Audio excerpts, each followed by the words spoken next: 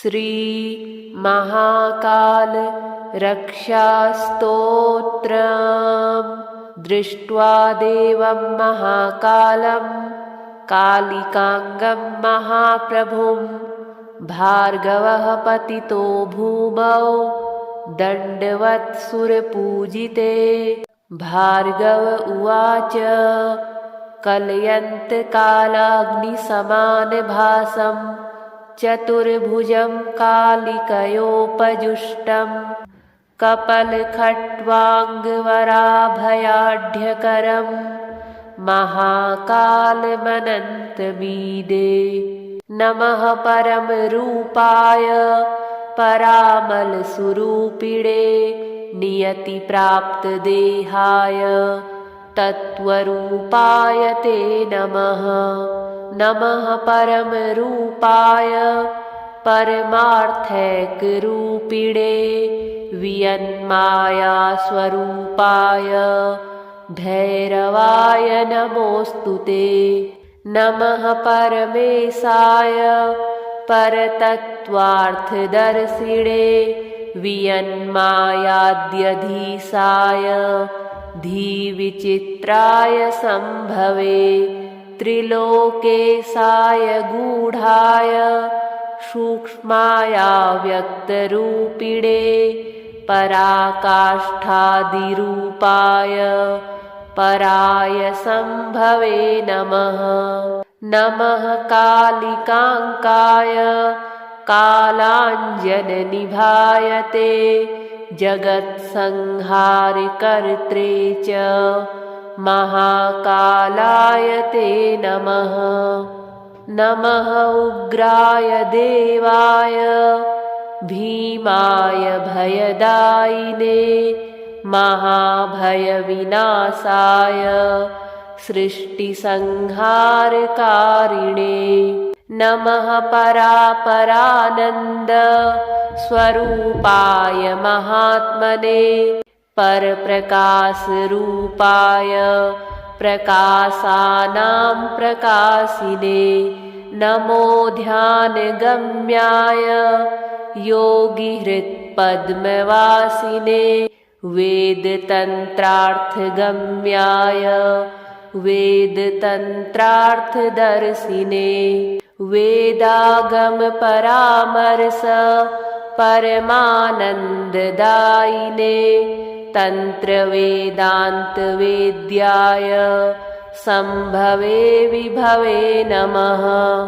धियां प्रचोदकं यत्तु परमं ज्योतिरुत्तमं तत्प्रेरकाय देवाय परमज्योतिषे नमः। गुणाश्रयाय देवाय निर्गुणाय कपर्दिने अतिस्थूलाय देवाय ह्यतिसूक्ष्माय ते नमः।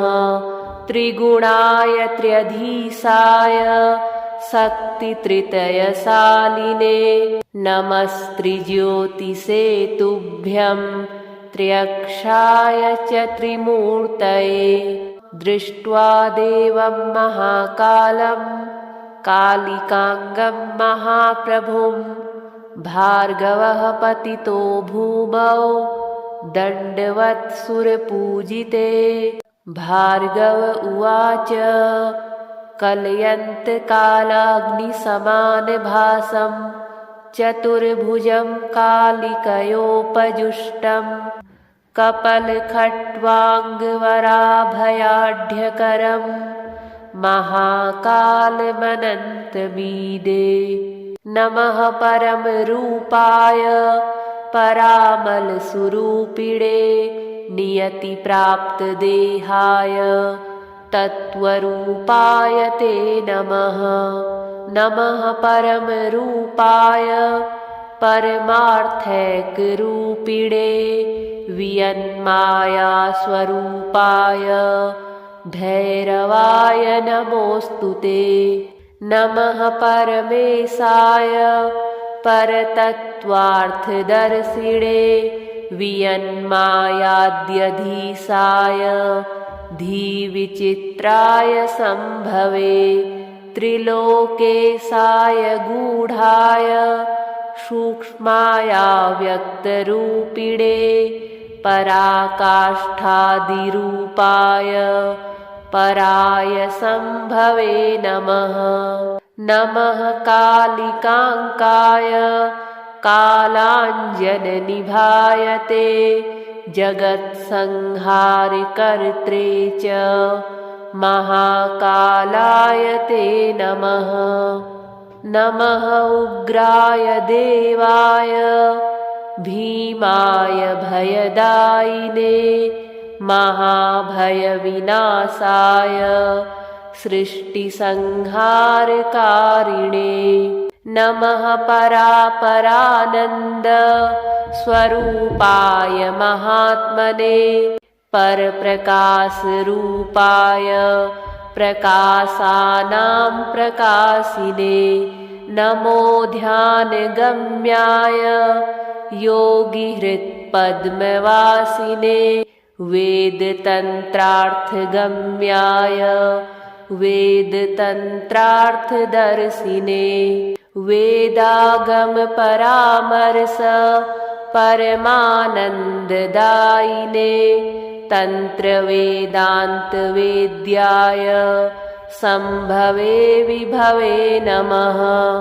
धियां प्रचोदकं यत्तु परमं ज्योतिरुत्तमं तत्प्रेरकाय देवाय परमज्योतिषे नमः।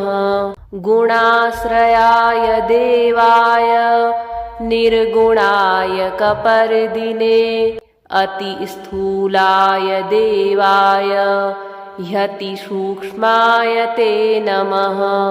त्रिगुणाय त्र्यधीशाय शक्तित्रितयशालिने नमस्त्रिज्योतिषे तुभ्यं त्र्यक्षाय च त्रिमूर्तये। दृष्ट्वा देवं महाकालं कालिकाङ्गं महाप्रभुं भार्गवः पतितो भूमौ दण्डवत्सुरपूजिते। भार्गव उवाच कलयन्तकालाग्निसमानभासं चतुर्भुजं कालिकयोपजुष्टं कपलखट्वाङ्गवराभयाढ्यकरं महाकालमनन्तमीडे। नमः परमरूपाय परामलस्वरूपिणे नियतिप्राप्तदेहाय तत्त्वरूपाय ते नमः। नमः परमरूपाय परमार्थैकरूपिणे वियन्मायास्वरूपाय भैरवाय नमोऽस्तु ते। नमः परमेशाय परतत्त्वार्थदर्शिणे वियन्मायाद्यधीशाय धीविचित्राय संभवे। त्रिलोकेशाय गूढाय सूक्ष्माया व्यक्तरूपिणे पराकाष्ठादिरूपाय पराय संभवे नमः। नमः कालिकाङ्काय कालाञ्जननिभायते जगत्संहारकर्त्रे च महाकालाय ते नमः। नमः उग्राय देवाय भीमाय भयदायिने महाभयविनाशाय सृष्टिसंहारकारिणे। नमः परापरानन्द स्वरूपाय महात्मने परप्रकाशरूपाय प्रकाशानां प्रकाशिने। नमो ध्यानगम्याय योगिहृत्पद्मवासिने वेदतन्त्रार्थगम्याय वेदतन्त्रार्थदर्शिने। वेदागमपरामर्श परमानन्ददायिने तन्त्रवेदान्तवेद्याय सम्भवे विभवे नमः। धियां प्रचोदकं यत्तु परमं ज्योतिरुत्तमं तत्प्रेरकाय देवाय परमज्योतिषे नमः। गुणाश्रयाय देवाय निर्गुणाय कपर्दिने अतिस्थूलाय देवाय ह्यतिसूक्ष्माय ते नमः। त्रिगुणाय त्र्यधीशाय शक्तित्रितयशालिने नमस्त्रिज्योतिषे तुभ्यं त्र्यक्षाय च त्रिमूर्तये। दृष्ट्वा देवं महाकालं कालिकांगं महाप्रभुं भार्गवः पतितो भूमौ दण्डवत्सुरपूजिते। भार्गव उवाच कलयन्तकालाग्निसमानभासं चतुर्भुजं कालिकयोपजुष्टं कपलखट्वाङ्गवराभयाढ्यकरं महाकालमनन्तमीडे। नमः परमरूपाय परामलस्वरूपिणे नियतिप्राप्तदेहाय तत्त्वरूपाय ते नमः। नमः परमरूपाय परमार्थैकरूपिणे वियन्मायास्वरूपाय भैरवाय नमोऽस्तु ते। नमः परमेशाय परतत्त्वार्थदर्शिणे वियन्मायाद्यधीशाय धीविचित्राय सम्भवे। त्रिलोकेशाय गूढाय सूक्ष्माया व्यक्तरूपिणे पराकाष्ठादिरूपाय पराय सम्भवे नमः। नमः कालिकाङ्काय कालाञ्जननिभायते जगत्संहारकर्त्रे च महाकालाय ते नमः। नमः उग्राय देवाय भीमाय भयदायिने महाभयविनाशाय सृष्टिसंहारकारिणे। नमः परापरानन्द स्वरूपाय महात्मने परप्रकाशरूपाय प्रकाशानां प्रकाशिने। नमो ध्यानगम्याय योगिहृत्पद्मवासिने वेदतन्त्रार्थगम्याय वेदतन्त्रार्थदर्शिने। वेदागमपरामर्श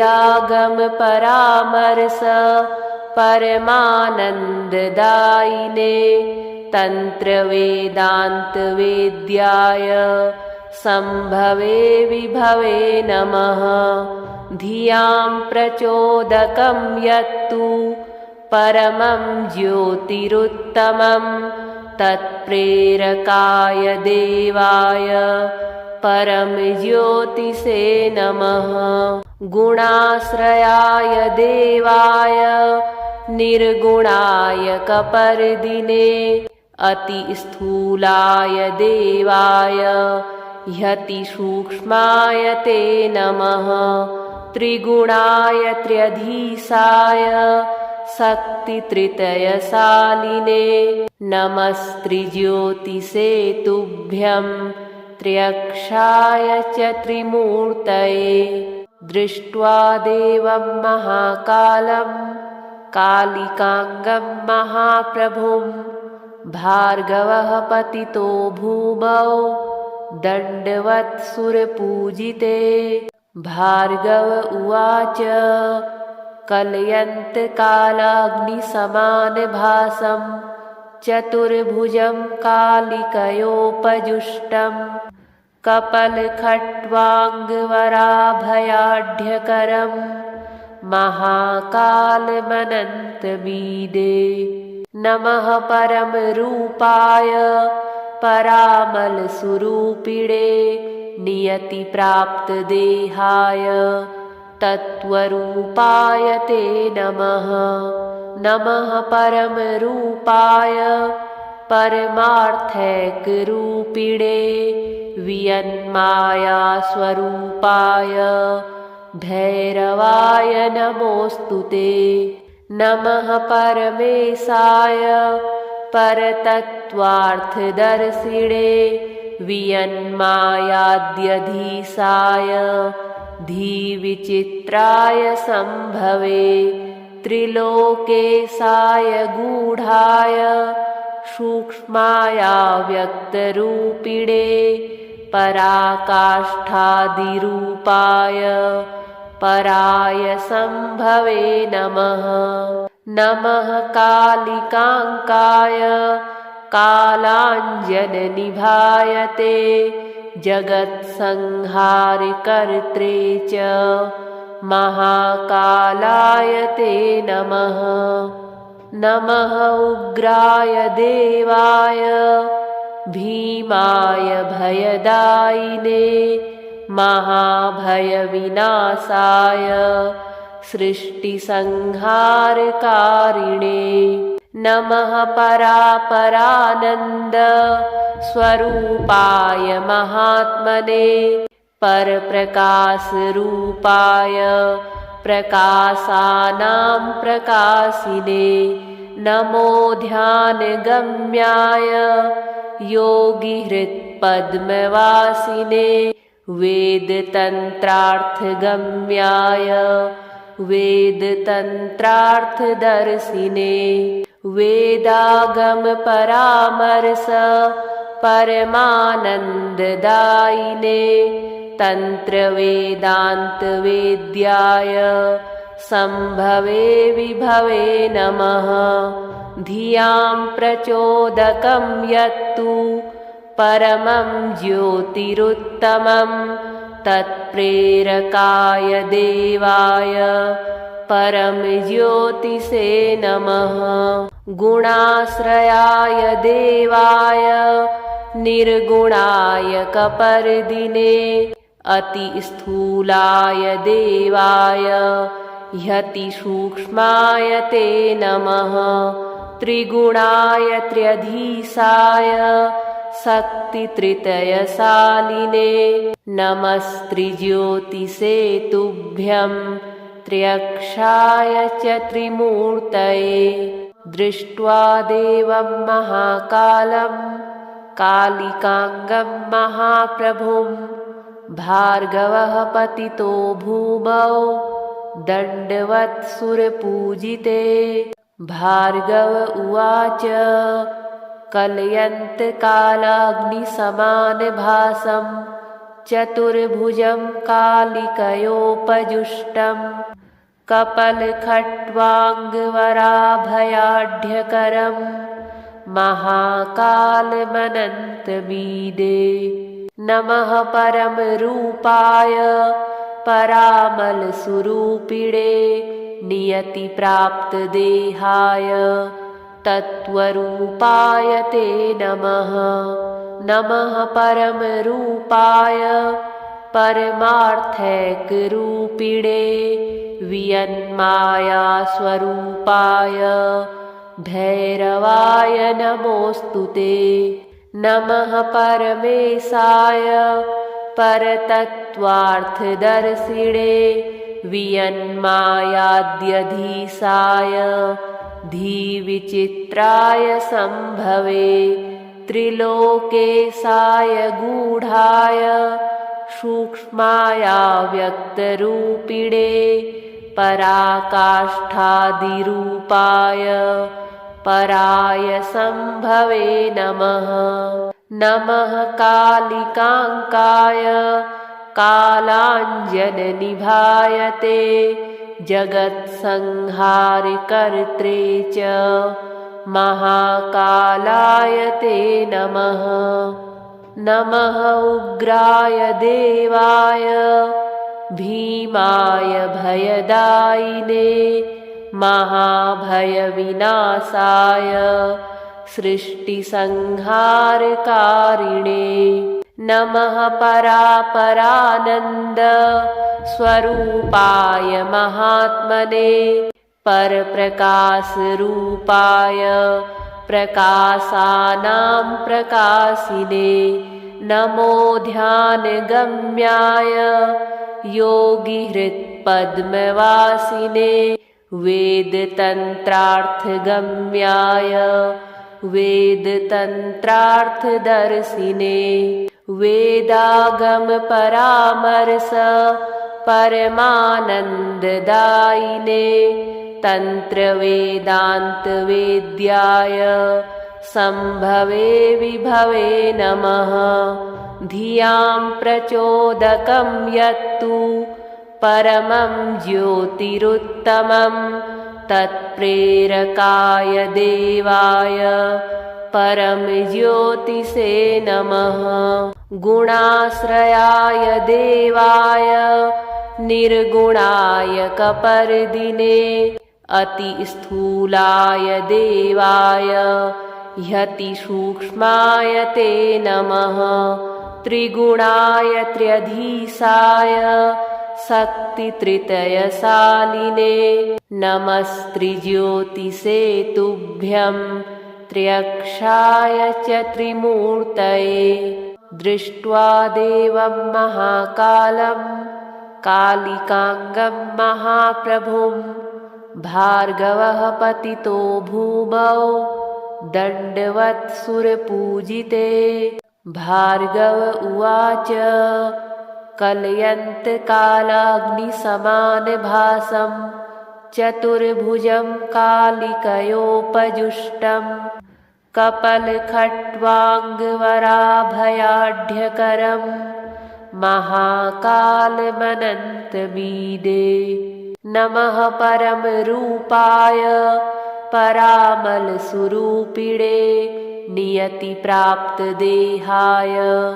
तत्त्वरूपाय ते नमः नमः परमरूपाय परमार्थैकरूपिणे वियन्मायास्वरूपाय भैरवाय नमोऽस्तु ते नमः परमेशाय परतत्त्वार्थदर्शिणे वियन्मायाद्यधीशाय धीविचित्राय सम्भवे त्रिलोकेशाय गूढाय सूक्ष्माया व्यक्तरूपिणे पराकाष्ठादिरूपाय पराय सम्भवे नमः नमः कालिकाङ्काय कालाञ्जननिभायते जगत्संहारकर्त्रे च महाकालाय ते नमः नमः उग्राय देवाय भीमाय भयदायिने महाभयविनाशाय सृष्टिसंहारकारिणे नमः परापरानन्द स्वरूपाय महात्मने परप्रकाशरूपाय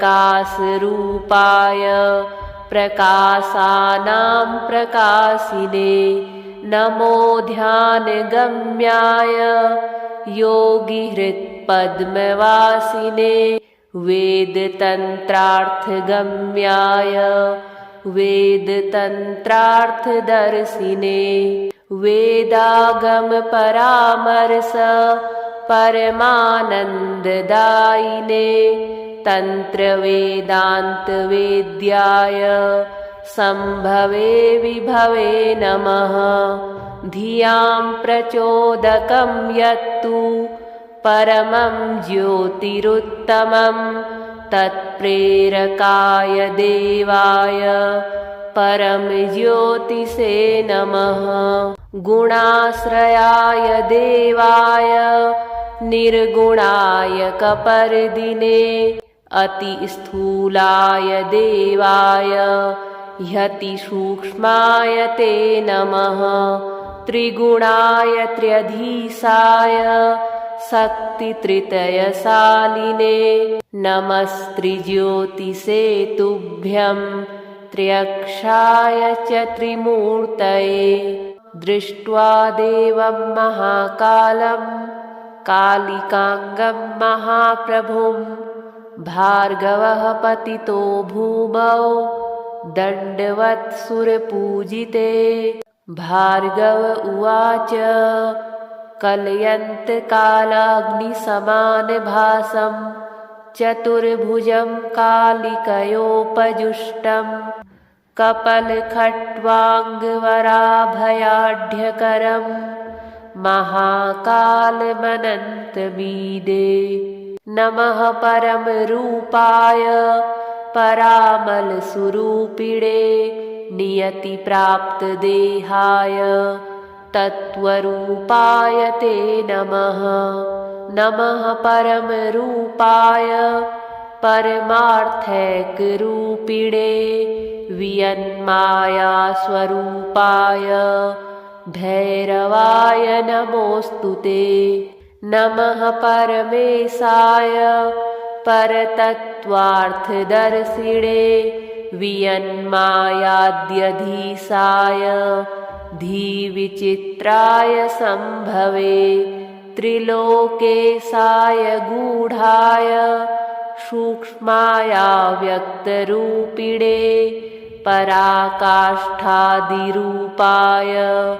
पराय सम्भवे नमः नमः कालिकाङ्काय कालाञ्जननिभायते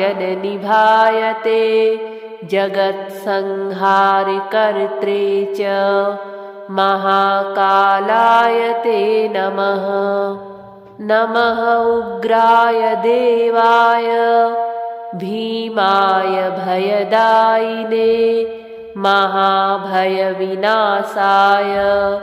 सृष्टिसंहारकारिणे नमः परापरानन्द स्वरूपाय महात्मने परप्रकाशरूपाय प्रकाशानां प्रकाशिने नमो ध्यानगम्याय योगिहृत्पद्मवासिने वेदतन्त्रार्थगम्याय वेदतन्त्रार्थदर्शिने वेदागमपरामर्श परमानन्ददायिने तन्त्रवेदान्तवेद्याय सम्भवे विभवे नमः धियां प्रचोदकं यत्तु परमं ज्योतिरुत्तमं तत्प्रेरकाय देवाय परमज्योतिषे नमः गुणाश्रयाय देवाय निर्गुणाय कपर्दिने अतिस्थूलाय देवाय ह्यतिसूक्ष्माय ते नमः त्रिगुणाय त्र्यधीशाय शक्तित्रितयशालिने नमस्त्रिज्योतिषे तुभ्यं त्र्यक्षाय च त्रिमूर्तये दृष्ट्वा देवं महाकालं कालिकांगं महाप्रभुं भार्गवः पतितो भूमौ दण्डवत्सुरपूजिते भार्गव उवाच कलयन्तकालाग्निसमानभासं चतुर्भुजं कालिकयोपजुष्टं कपलखट्वाङ्गवराभयाढ्यकरं महाकालमनन्तमीडे नमः परमरूपाय परामलस्वरूपिणे नियतिप्राप्तदेहाय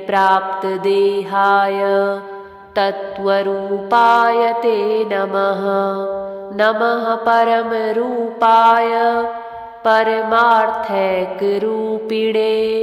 वियन्मायास्वरूपाय भैरवाय नमोऽस्तु ते नमः परमेशाय परतत्त्वार्थदर्शिणे वियन्मायाद्यधीशाय धीविचित्राय सम्भवे त्रिलोकेशाय गूढाय सूक्ष्माया व्यक्तरूपिणे पराकाष्ठादिरूपाय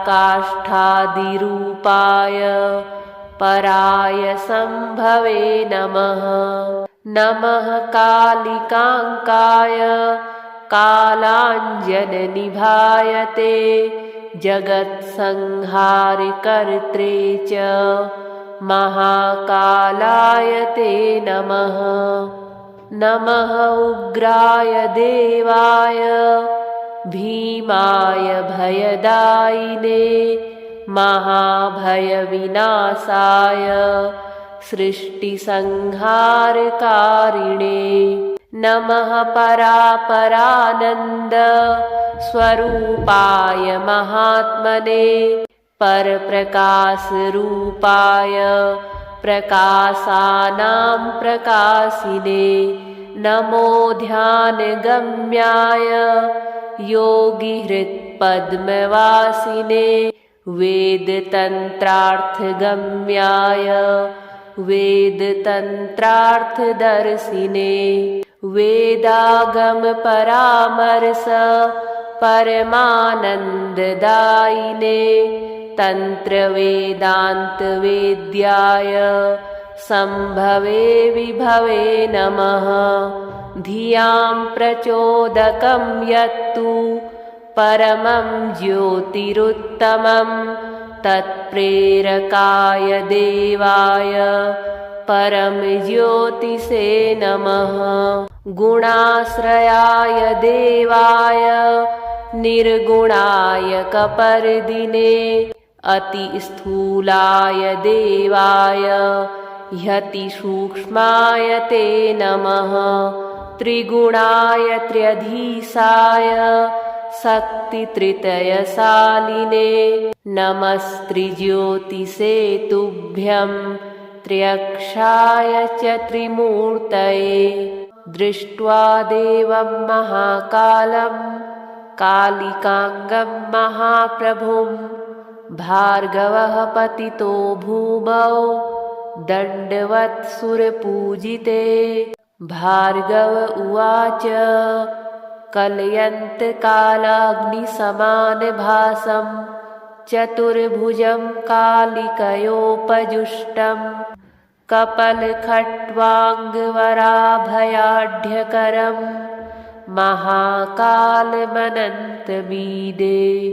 नमः परमरूपाय परामलस्वरूपिणे नियतिप्राप्तदेहाय तत्त्वरूपाय ते नमः। नमः परमरूपाय परमार्थैकरूपिणे वियन्मायास्वरूपाय भैरवाय नमोऽस्तु ते। नमः परमेशाय परतत्त्वार्थदर्शिणे वियन्मायाद्यधीशाय धीविचित्राय सम्भवे त्रिलोकेशाय गूढाय सूक्ष्माया व्यक्तरूपिणे पराकाष्ठादिरूपाय पराय सम्भवे नमः। नमः कालिकाङ्काय कालाञ्जननिभायते जगत्संहारकर्त्रे च महाकालाय ते नमः। नमः उग्राय देवाय भीमाय भयदायिने महाभयविनाशाय सृष्टिसंहारकारिणे नमः परापरानन्द स्वरूपाय महात्मने परप्रकाशरूपाय प्रकाशानां प्रकाशिने नमो ध्यानगम्याय योगिहृत्पद्मवासिने वेदतन्त्रार्थगम्याय वेदतन्त्रार्थदर्शिने वेदागमपरामर्श परमानन्ददायिने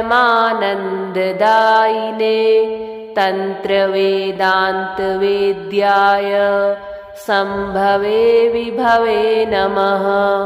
धियां प्रचोदकं यत्तु परमं ज्योतिरुत्तमं तत्प्रेरकाय देवाय परमज्योतिषे नमः।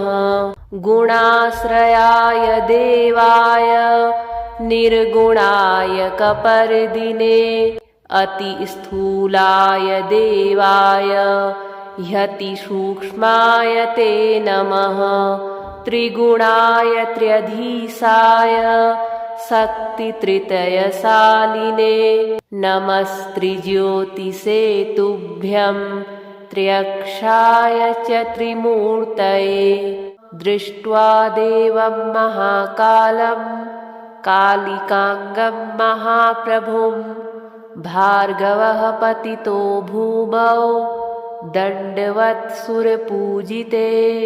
भार्गव उवाच कलयन्तकालाग्निसमानभासं चतुर्भुजं कालिकयोपजुष्टं कपलखट्वाङ्गवराभयाढ्यकरं महाकालमनन्तमीडे।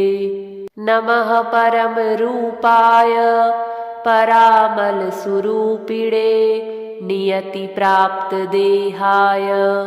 तत्त्वरूपाय ते नमः। नमः परमरूपाय परमार्थैकरूपिणे वियन्मायास्वरूपाय भैरवाय नमोऽस्तु ते। नमः परमेशाय परतत्त्वार्थदर्शिणे वियन्मायाद्यधीशाय धीविचित्राय सम्भवे। त्रिलोकेशाय गूढाय सूक्ष्माया व्यक्तरूपिणे पराकाष्ठादिरूपाय पराय सम्भवे नमः। नमः कालिकाङ्काय कालाञ्जननिभायते जगत्संहारकर्त्रे च महाकालाय ते नमः। नमः उग्राय देवाय भीमाय भयदायिने महाभयविनाशाय सृष्टिसंहारकारिणे। नमः परापरानन्द स्वरूपाय महात्मने परप्रकाशरूपाय प्रकाशानां प्रकाशिने। नमो ध्यानगम्याय योगिहृत्पद्मवासिने वेदतन्त्रार्थगम्याय वेदतन्त्रार्थदर्शिने वेदागमपरामर्श परमानन्ददायिने तन्त्रवेदान्तवेद्याय सम्भवे विभवे नमः। धियां प्रचोदकं यत्तु परमं ज्योतिरुत्तमं तत्प्रेरकाय देवाय परमज्योतिषे नमः। गुणाश्रयाय देवाय निर्गुणाय कपर्दिने अतिस्थूलाय देवाय ह्यतिसूक्ष्माय ते नमः। त्रिगुणाय त्र्यधीशाय शक्तित्रितयशालिने नमस्त्रिज्योतिषे तुभ्यं त्र्यक्षाय च त्रिमूर्तये।